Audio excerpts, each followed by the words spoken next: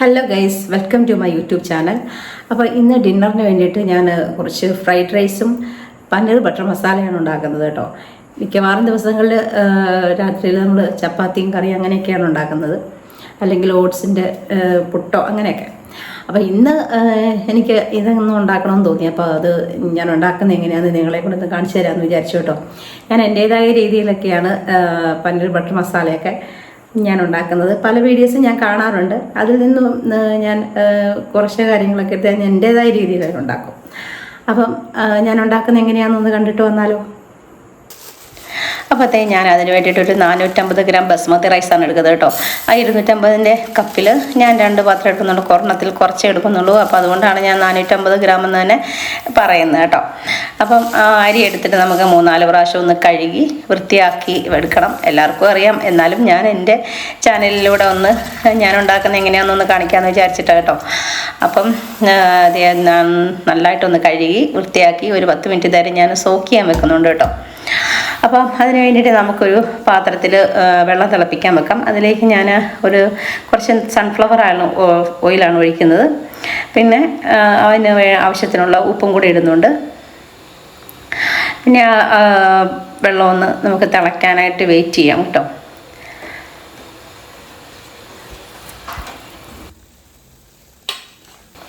അപ്പോൾ വെള്ളം നന്നായിട്ട് വെട്ടി തിളച്ചിട്ടുണ്ട്. അപ്പം നമുക്ക് ആ അരി അങ്ങോട്ട് ഇട്ട് കൊടുക്കാം കേട്ടോ. ആ അരി നന്നായിട്ടൊന്ന് വേവട്ടെ. ഏക്കാലും സോക്ക് ചെയ്തിരിക്കുന്നതുകൊണ്ട് ഒരുപാട് സമയമൊന്നും വേണ്ടി വരില്ല. അപ്പോൾ നമുക്ക് ആ അരിയൊക്കെ നന്നായിട്ടൊന്ന് ഒരു 10 മിനിറ്റോളം ഇരുന്നപ്പോൾ നല്ലതായിട്ട് വെന്തിട്ടുണ്ട് കേട്ടോ. എനിക്ക് നന്നായിട്ട് വേവണം ഈ അരി, എന്നാൽ ഒത്തിരി ഒടിഞ്ഞു പോകാതെ ഇരിക്കണം. ആ ഒരു സ്ഥിതിയിലാണ് ഞാൻ അരി വേവിച്ചെടുക്കുന്നത്. ചിലരുടെയൊക്കെ ഞാൻ റെസ്റ്റോറൻറ്റിലൊക്കെ പോകുമ്പോൾ ഭയങ്കരമായിട്ട് കട്ടിയായിട്ടിരിക്കുന്നത് പോലെ തോന്നുമല്ലോ, അതെനിക്ക് അത്ര ഇഷ്ടമല്ല കേട്ടോ. പിന്നെ ഞാൻ ആ ചോറൊന്ന് ചെറുതായിട്ടൊന്ന് ശകലം പച്ചവെള്ളം ഒഴിപ്പിച്ച് നന്നായിട്ടൊന്ന് വാഷ് ചെയ്യുവേ. അതെന്ന് വെച്ചാൽ അതിൻ്റെ ആ ചൂടൊക്കെ മാറിയിട്ടൊന്ന് ഫ്രഷായിട്ടിരിക്കുന്ന പോലെ ഇരിക്കാൻ വേണ്ടിയിട്ടാണ്. പിന്നെ ഞാനൊരു പാത്രത്തിലേക്ക് സൺഫ്ലവർ ഓയിൽ തന്നെയാണ് ഞാൻ ഒഴിച്ച് കൊടുക്കുന്നത്. പിന്നെ അതിൻ്റെ കൂടെ വെളുത്തുള്ളി ഒരു 3-4 വെളുത്തുള്ളി ചോപ്പ് ചെയ്തത് ഇട്ട് കൊടുക്കുന്നുണ്ട്. അതിൻ്റെ കൂടെ സ്പ്രിംഗ് ഒനിയനാണ് വേണ്ടത്. സ്പ്രിംഗ് ഒനിയന് പകരം ഞാൻ ചെറിയ ഉള്ളിയില്ലേ, അത് ചെറുതായിട്ട് മുറിച്ചിട്ട് അത് അതിൻ്റെ കൂടെ ഇടും. സ്പ്രിംഗ് ഒനിയൻ ഞാൻ മേടിക്കാൻ പോയിട്ട് കിട്ടിയില്ല കേട്ടോ. പിന്നെ ഞാൻ അതിൻ്റെ കൂടെ കുറച്ച് ക്യാരറ്റ് ഇടുന്നുണ്ട് കേട്ടോ. അപ്പം ക്യാരറ്റിൻ്റെ കൂടെ നമുക്ക് നമ്മുടെ ഗ്രീൻ പീസ് ഉണ്ടല്ലോ, പച്ച ഗ്രീൻ പീസ്, അതൊക്കെ വേണമെങ്കിൽ ഇടാം. ഏതൊക്കെയായാലും ഞാൻ അതിൻ്റെ കൂടെ ക്യാബേജാണ് ഇടുന്നത്. കുറച്ച് ക്യാബേജ് ഇട്ടിട്ടുണ്ട്. പിന്നെ അതിൻ്റെ കൂടെ കുറച്ച് നമ്മുടെ ക്യാപ്സിക്കം, ആ ക്യാപ്സിക്കം കൂടെ കുറച്ചേ ഇടുന്നുള്ളൂ കേട്ടോ. അതിൻ്റെ ഒരു ഫ്ലേവർ ഇറങ്ങാൻ വേണ്ടിയിട്ട്. അത് നമുക്കിവിടെ പിള്ളേരൊക്കെ പക്കിക്കളയും, അതുകൊണ്ട് ഞാൻ കുറച്ചേ ഇടുന്നുള്ളൂ, അതിൻ്റെ ഒരു ഫ്ലേവർ കിട്ടാൻ വേണ്ടിയിട്ട് കേട്ടോ. അപ്പോൾ കുറച്ചത് ഒന്ന് നല്ലൊരു ചൂടിലൊന്ന് ചൂടായാൽ മാത്രം മതി ആ വെജിറ്റബിൾ കേട്ടോ. അതിൻ്റെ കൂടെ ഞാൻ കുറച്ച് വിനാഗിരി, ഒരു അടപ്പോളം വിനാഗിരി ഒഴിച്ചു കൊടുത്തിട്ടുണ്ട്. ആ വിനാഗിരി ഒഴിച്ച് നല്ല രീതിയിലൊന്ന് ഇളക്കിയതിന് ശേഷം പിന്നെ നമ്മുടെ ഇടിച്ചു വെച്ച പച്ചക്കുരുമുളകില്ലേ, പച്ചക്കുരുമുളകല്ല കുരുമുളക് ഇടിച്ചത്, ഫ്രഷായിട്ട് ഇടിച്ചത്, അതും കൂടി ഒന്ന് ഇട്ട് കൊടുക്കുന്നുണ്ട്. പിന്നെ വേണ്ടത് ഒരു സ്പൂൺ സോയാ സോസാണ് കേട്ടോ. ആ സോയാ സോസ് ഞാൻ ഒരുപാട് ഒഴിച്ചില്ല, ഇച്ചിരി ഒഴിച്ചുള്ളൂ. കാരണം അത് റൈസ് അങ്ങോട്ട് വേറൊരു കളറായിട്ട് മാറും ഒരുപാട് ഒഴിച്ചാലേ. അപ്പോൾ അതുകൊണ്ട് ഞാൻ കുറച്ചേ ഇടുന്നുള്ളൂ. അപ്പം അത് കഴിഞ്ഞിട്ട് നമുക്ക് ചോറ് അങ്ങോട്ട് ഇട്ട് കൊടുക്കാം. എൻ്റെ കൈ പൊള്ളി കേട്ടോ അങ്ങനെ ഇട്ടപ്പം. അപ്പം അതുകൊണ്ടാണ് ഞാൻ തിരിച്ച് പിടിച്ചിട്ട് അങ്ങനെ ഇട്ടത് കേട്ടോ.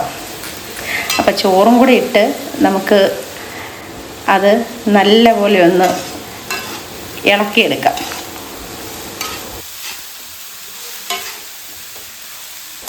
ആ പാത്രത്തിൽ പിടിക്കുന്ന ടർക്കി എവിടെയോ ഉണ്ട്, പക്ഷേ എനിക്കത് എടുക്കാനുള്ള ടൈം അതിന് കിട്ടിയില്ല.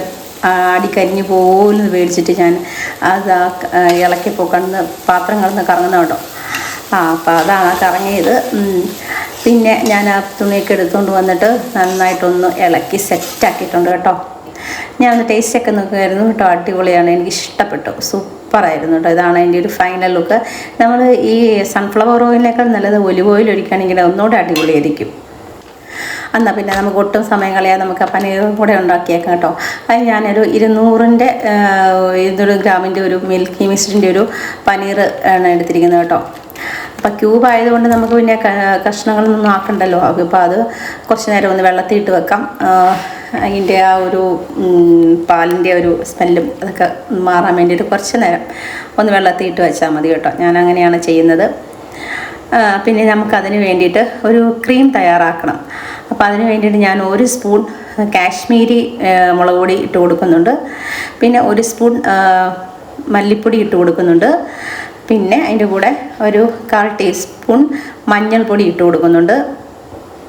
പിന്നെ നമുക്ക് വേണ്ടത് ഒരു 2-3 സ്പൂൺ തൈരാണ് വേണ്ടത് കേട്ടോ. തൈരും കൂടെ ഒഴിച്ചിട്ട് അതിൻ്റെ കൂടെ നമുക്ക് കുറച്ച് ബട്ടറും കൂടി ഇട്ട് നമുക്ക് നന്നായിട്ടൊന്ന് ബ്ലെൻഡ് ചെയ്തെടുക്കണം കേട്ടോ.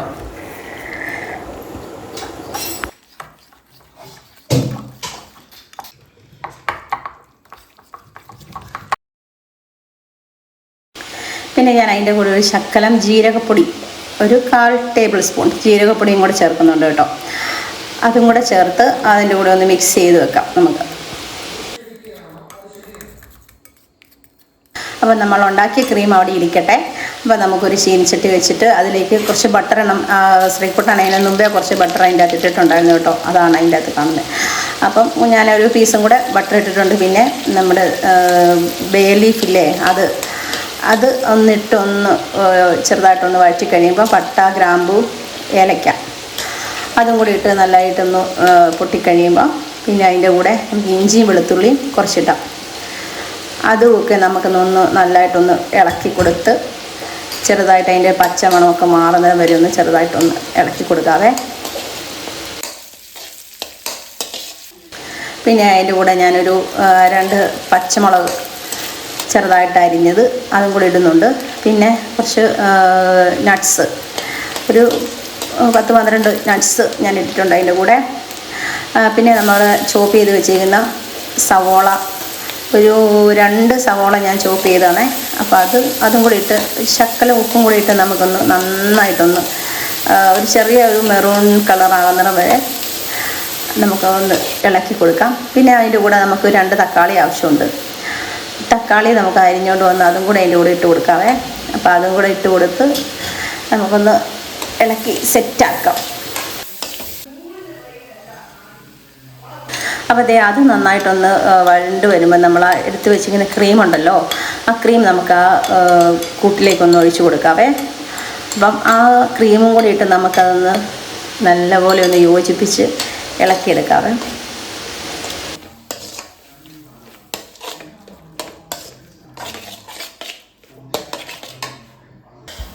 അപ്പോൾ അതൊക്കെ ഒന്ന് സെറ്റാക്കി കഴിയുമ്പോൾ ഞാൻ ആ ഒരു ബേ ലീഫ് ഉണ്ടല്ലോ, അപ്പോൾ അത് ഞാൻ അതിൻ്റെ ഒന്ന് എടുത്ത് കളയും കേട്ടോ. അപ്പോൾ നമുക്കിത് ഈ കൂട്ടൊന്ന് അരച്ചെടുക്കേണ്ടതുണ്ടല്ലോ, അതുകൊണ്ടാണ് ഞാൻ ആ ബേ ലീഫ് എടുത്ത് കളഞ്ഞത്. പിന്നെ ഞാൻ അതിൻ്റെ അകത്തോട്ടൊരു കപ്പ് വെള്ളം കൂടെ ഒഴിച്ച് ഒന്നുകൂടി ഒന്ന് കുറുക്കിയെടുക്കുന്നുണ്ട് കേട്ടോ. നമുക്ക് ചാറ് വേണമല്ലോ, അപ്പോൾ അതുകൊണ്ടാണ് ഞാൻ ആ വെള്ളം കൂടെ ഒഴിച്ചിട്ട്, അല്ലെ ലാസ്റ്റ് ഒഴിച്ചാലും മതിയായിരുന്നു. പക്ഷേ നന്നായിട്ടൊന്ന് അരഞ്ഞ് കിട്ടാൻ വേണ്ടിയിട്ടാണ് കേട്ടോ. അത് നമുക്ക് ചൂടാറി കഴിയുമ്പോൾ ഒരു മിക്സിയുടെ ജാറിലേക്ക് നമുക്ക് ആ ഒരു കൂട്ട് ഇട്ട് കൊടുത്തിട്ട് നന്നായിട്ടൊന്ന് അരച്ചെടുക്കാം. അരച്ചെടുത്തുകൊണ്ട് വന്നിട്ടുണ്ട്. അതൊരു നല്ല ക്രീമി കൺസിസ്റ്റൻസിയാണ് കേട്ടോ. പിന്നെ ഞാൻ ആ പാത്രത്തിലേക്ക് വീണ്ടും ഒന്ന് ഞാൻ കഴുകിയെടുത്തുകൊണ്ട് വന്നിട്ടുണ്ടായിരുന്നു കേട്ടോ. വേറെ പാത്രങ്ങളൊന്നും എടുക്കാൻ കഴിയുള്ളതുകൊണ്ട് അതിലേക്ക് തന്നെയാണ് ഞാൻ ബട്ടർ ഇട്ടിട്ട് പിന്നെ ഇച്ചിരി സവോളയും പിന്നെ കുറച്ച് തക്കാളിയും കൂടി ഇട്ട് ചെറുതായിട്ടൊന്ന് വഴറ്റിയെടുക്കണേ. അതിൻ്റെ കൂടെ ഞാനൊരു 1/4 ടീസ്പൂൺ കാശ്മീരി മുളക് പൊടി കുറച്ചും കൂടി ഇട്ട് കൊടുക്കുന്നുണ്ട്. അതും കൂടി ഇട്ട് കഴിയുമ്പോൾ നമ്മുടെ ആ പ്യൂരി ഉണ്ടല്ലോ, ആ പ്യൂരി അതിൻ്റെ അടുത്തോട്ട് ഒഴിച്ച് കൊടുക്കാവേ നമുക്ക്. അതും കൂടെ ഒഴിച്ച് നമുക്ക് ആ മിക്സിയുടെ ജാറും കൂടെ ഒന്ന് ചെറുതായിട്ടൊന്ന് ഞാൻ ചൂടുവെള്ളത്തിലാണ് കേട്ടോ, തിളപ്പിച്ചാറ്റിയ വെള്ളത്തിലാണ് ആ പ്യൂരിയുടെ വെള്ളമൊക്കെ നമുക്ക് ആ മിക്സിയുടെ ജാറിലകത്ത് ഒഴിച്ചിട്ടേ കൊടുക്കുന്നത് കേട്ടോ, പച്ചവെള്ളമല്ല. അപ്പം അതും കൂടി ഇട്ടിട്ട് പിന്നെ നമുക്ക് നമ്മുടെ എടുത്ത് വെച്ചിരിക്കുന്ന പനീറുണ്ടല്ലോ അതും കൂടി ഇട്ട് കൊടുക്കാവേ. ഒരു 5 മിനിറ്റോളം നമുക്കൊന്ന് ചെറുതീയിലോട്ടൊന്ന് വേവിക്കാം. ആ പനീറൊന്ന് അതിൻ്റെ അകത്തൊന്ന് കിടന്നൊന്ന് സെറ്റാകാൻ വേണ്ടിയിട്ട്. പിന്നെ ഞാനൊരു സ്പൂണോളം ഹണി അതിൻ്റെ കൂടെ ഒഴിച്ച് കൊടുക്കണം. ചെറുതൊരു മധുരം നമുക്ക് ഈ പനീർ ബട്ടർ മസാലയ്ക്ക് നല്ലതാണ് കേട്ടോ. അപ്പോൾ അതുകൊണ്ടാണ് ആ തേൻ അങ്ങോട്ട് ഒഴിച്ച് കൊടുക്കുന്നത്. പിന്നെ നമുക്ക് പനീർ ബട്ടർ മസാലയ്ക്ക് ഏറ്റവും ഇമ്പോർട്ടൻ്റ് ആയ സാധനമാണല്ലോ കസ്തൂരി മേത്തി. അതും ഞാനൊരു സ്പൂണോളം എടുത്തിട്ട് അതൊന്ന് ചെറുതായിട്ടൊന്ന് പൊടിച്ചിട്ട് അതും കൂടി ഇട്ട് കൊടുക്കുന്നുണ്ട്. അപ്പോൾ ഏകദേശം നമ്മുടെ കറിയൊക്കെ റെഡി ആയിട്ടുണ്ട് കേട്ടോ.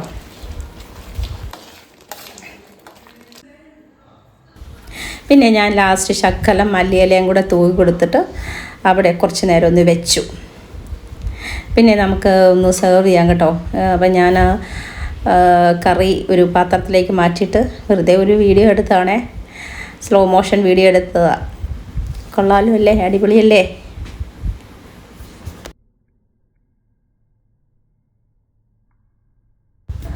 അപ്പം നമുക്കൊരു പാത്രത്തിലേക്ക് നമ്മുടെ റൈസും ഒരു കറിയൊക്കെ ഒഴിച്ച് ഒന്ന് കഴിച്ച് നോക്കട്ടെ. പതിയാണ് അവിടെ കഴിക്കാൻ ഇരിപ്പുണ്ട് കേട്ടോ. ഞാൻ ഒരുപാട് കറിയൊന്നും ഇട്ട് കൊടുക്കുന്നത് പതിയാണ്, അങ്ങനെ ഒരുപാട് കറിയൊന്നും ഇട്ട് കൊടുക്കുന്നത് ഇഷ്ടമല്ല. കുറേശ്ശെ ഒഴിക്കുന്നതാണ് ഇഷ്ടം, അതുകൊണ്ടാണ് കുറച്ച് ഒഴിച്ചത്. അപ്പോൾ എല്ലാവർക്കും വീഡിയോ ഇഷ്ടപ്പെട്ടാൽ ലൈക്ക് ചെയ്യണം, ഷെയർ ചെയ്യണം, സബ്സ്ക്രൈബ് ചെയ്യല്ലോ അല്ലേ. അപ്പോൾ ഇന്നത്തെ വിശേഷങ്ങൾ ഇത്രയൊക്കെ ഉള്ളൂ. Okay, by.